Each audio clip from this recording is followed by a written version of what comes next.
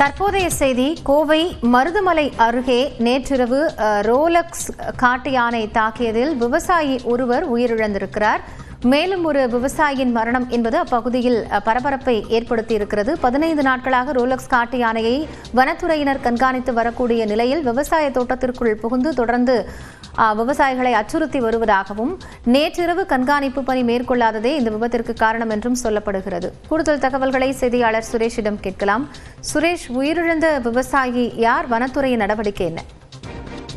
காயத்ரி, கோவை தொண்டாமுத்தூர் சுற்று வட்டார பகுதிகளில் விளைநிலங்களுக்குள் புகுந்து மற்றும் விவசாயிகளை தாக்கி வந்த ரோலக்ஸ் காட்டு யானையை பிடிக்கணும் அப்படின்னு சொல்லி விவசாயிகள் தொடர்ந்து வனத்துறையிடம் கோரிக்கை வச்சிருந்தாங்க. அதன் அடிப்படையில் பார்த்தீங்கன்னா கடந்த 10 நாட்களுக்கு முன்பாக 3 கும்கி யானைகளை கொண்டு வந்திருக்காங்க. 3 கும்கி யானைகளை கொண்டு வந்து சொகுசு விடுதியில காட்சி பொருளாக வச்சிருக்காங்க அப்படிங்கிற மாதிரி பகுதி விவசாயிகள் அச்சமடைஞ்சிட்டு வராங்க. அதே போல பார்த்தீங்கன்னா நேற்று மருதமலை வனப்பகுதியில் இருக்கிற பொம்மனம்பாளையம் சின்னமலை பகுதியை சேர்ந்த ராஜேந்திரன் அப்படிங்கிற அவரோட தோட்டத்துல வேலை செஞ்சுட்டு இருக்கிற செந்தில் அவர் பாத்தீங்கன்னா நேற்று இரவு விவசாய தோட்டத்துல வேலை செய்யறதுக்கும் காவல் பணிக்கு செய்யறதுக்காக நேற்று இரவு வந்திருக்காரு. எதிரே ரோலக்ஸ் காட்டு யானை அவரை தாக்கி குடல் சரிஞ்சு அதே இடத்துல மயக்கப்படுத்திருக்காரு. உடனடியாக வனத்துறை மற்றும் அக்கம் பக்கத்தில் இருக்கிற பொதுமக்கள் அவரை மீட்டு 108 வாகனத்தின் மூலம் கோவை அரசு மருத்துவமனைக்கு அறிவிச்சாங்க. நேற்று இரவு முழுவதும் அவருக்கு தீவிர சிகிச்சை அளித்த அடிப்படையில பாத்தீங்கன்னா காலையில சிகிச்சை பலன் இல்லாம உயிரிழந்துட்டாரு.